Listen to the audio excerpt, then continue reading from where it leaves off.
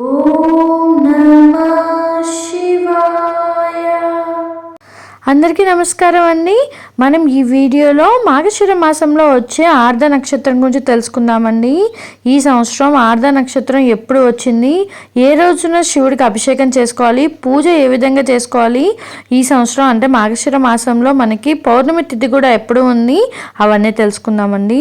ఈ సంవత్సరం అయితే మార్గశిర మాసంలో వచ్చే ఆర్ధ నక్షత్రం అందరికీ కన్ఫ్యూజింగ్గా అయితే ఉందండి. అంటే డిసెంబర్ 15వ తారీఖున లేదా 16వ తారీఖున చేసుకోవాలో తెలియట్లేదండి. ఎందుకంటే మనకి తిథి అనేది ఎప్పుడైనా సరే కొద్దిగా అటు ఇటు వస్తాయి. ఇవి వచ్చేసి తెల్లవారుజామునే మనకి శివుడు అభిషేకం చేసుకోవాలి. ఆర్ధ నక్షత్రం మార్గశిర మాసంలో రావడం వల్ల మనకి ఏంటంటే చాలా చాలా మంచి నక్షత్రం అండి. అంటే ఆర్ధ నక్షత్రము మనకి శివుడు జన్మ నక్షత్రం అని చెప్తారనమాట.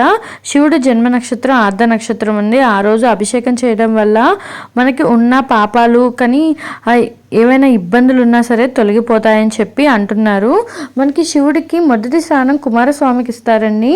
అదే ఆర్ధ నక్షత్రం రోజు మనము అభిషేకం చేయడం వల్ల అది మొదటి స్థానము మనకి ఇవ్వడం వల్ల మనం అనుకున్న కోరికలు కూడా తీరుతాయని చెప్పి ఆర్ధ నక్షత్రం రోజు ఎంతో ఇష్టంగా, అంటే ఆర్ధ నక్షత్రం రోజు మనం అభిషేకం చేయడం వల్ల చాలా మంచి జరుగుతుందండి. చేయడమే కాదు, చూడడం వల్ల కూడా మంచి జరుగుతుందని చెప్పి పెద్దలు చెప్తున్నారు. మనకి ఆర్ధ నక్షత్రం ఏ రోజు ఏ సమయం వరకు ఉందో తెలుసుకుందాము. 2024 డిసెంబర్ 15వ తారీఖు నుండి శ్రీ కోదినామ సంవత్సరం మార్గశిర మాసం హేమంత ఋతువు దక్షిణాయనం తిథి తెలుసుకుందామండి. ఆదివారం రోజునండి, అంటే డిసెంబర్ 15వ తారీఖున పాడ్యమి తిథి అండి. పగలు 2:44 వరకు అండి. తదుపరి పాడ్యమి తిథి అయితే మొదలవుతుంది. నక్షత్రం వచ్చేసి మృగశిర నక్షత్రం అండి. తెల్లవారుజామున 3:30 వరకు ఉంటుందండి. తదుపరి మనకి ఆరుద్య నక్షత్రం అనేది మొదలవుతుంది అనమాట.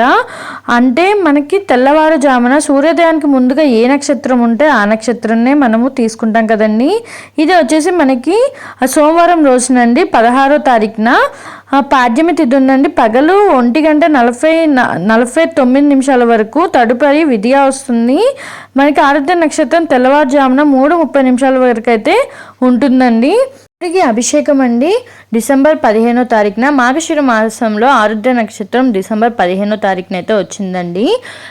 శివుడికి సోమవారం కూడా చాలా ఇష్టం కాబట్టి ఆ రోజు మనకి పాడ్యమి తిథి కూడా ఉంటుందండి. చేసేవాళ్ళు సోమవారం కూడా చేసుకోవచ్చండి.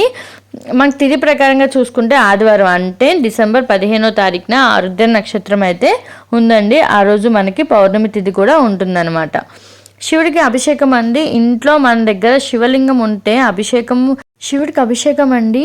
ఆవు పాలు, పెరుగు, తేనె, నెయ్యి, చక్కెర, నీళ్ళతో అభిషేకం చేస్తే చాలా మంచిదండి. ఇలాగా మనకి గుడికి వెళ్ళేటప్పుడు మేమైతే కార్తీక మాసంలో చేపించుకున్నామండి. అప్పుడు అభిషేకానికి మమ్మల్ని ఆవు పాలు తీసుకొస్తే సరిపోతుంది అన్నారు. ఖచ్చితంగా మేము ఆవు పాలు అయితే తీసుకెళ్ళాము. మమ్మల్ని ఆవు పాలు, చెరుకు రసం, పెరుగు, తేనె, నెయ్యి, పంచదార, పాలు, నీళ్ళు ఇలాగా మనం అభిషేకానికి అయితే ఇలా వాడతారండి. వాటితో పాటు ద్రాక్షరసం, ఖర్జూర రసం, గంధం, కుంకంతో కూడా స్వామివారికి అభిషేకం అనేది చేస్తారండి. ముందుగా అభిషేకం చేసేటప్పుడు మనం ఒక గ్లాస్తో, లేదు అనుకుంటే చిన్న శంఖం ఉంటుంది కదండి, శంఖంలో ఇలా పోస్తే మనకి నీళ్ళు అనేది వస్తాయన్నమాట. ద్వారగా మనము శివలింగం పైన అయితే అభిషేకం చేయాలండి.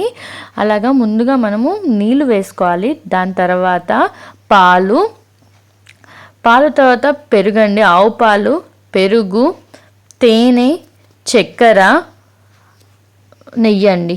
వీటితో అయితే స్వామివారికి అభిషేకం అనేది చేస్తారండి. కుదిరిన వాళ్ళైతే ఇంట్లో ఇలాగ లింగం ఉంటే మీరు ఇంట్లోనే చేసుకోవచ్చండి. ఆ రోజు పూజ చేసుకునే శుభ సమయం అండి తెల్లవారుజామునే చేస్తారండి. 3:00-4 లేదా 4:00-5 అంటే బ్రహ్మ ముహూర్తంలోనే పూజ చేసుకుంటే చాలా మంచిదన్నమాట.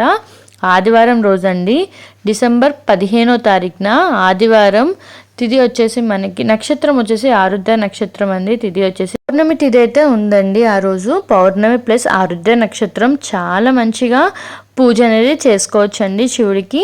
లేదు అనుకుంటే పౌర్ణమి తిథి వెళ్ళిపోతుంది, 16వ తారీఖున చేసుకున్న వాళ్ళైతే పాడ్యమి తిథి అయితే ఉంటుందండి. తిథి వచ్చేసి పాడ్యమి, నక్షత్రం ఆరుద్ర నక్షత్రం అనమాట. సోమవారం రోజునండి శివుడికి అభిషేకం చేయాలి అనుకున్న వాళ్ళైతే సోమవారం రోజున కూడా చేసుకోవచ్చు. ఆరుద్ర నక్షత్రం ఏంటంటే మనకి శివుడికి జన్మ నక్షత్రం ఆరుద్ర నక్షత్రం అండి. ఆ రోజు అభిషేకం చేయడం వల్ల చాలా మంచి ఫలితాన్ని ఇస్తుందని చెప్తున్నారండి. ఇదండి మనకి ఈరోజు ఈ వీడియోలో మనకి ఆరుద్ర నక్షత్రం ఏ రోజు వచ్చింది, ఇంట్లో శివుడు పూజ ఎలా చేసుకోవాలో తెలుసుకున్నారు కదా.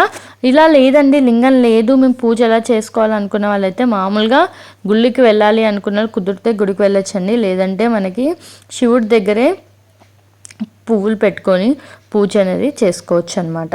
అంతేకాని మా దగ్గర లింగం లేదండి మేము ఏం చేయాలి పూజ చేయకూడదా అంటే అలా ఏం ఉండదండి.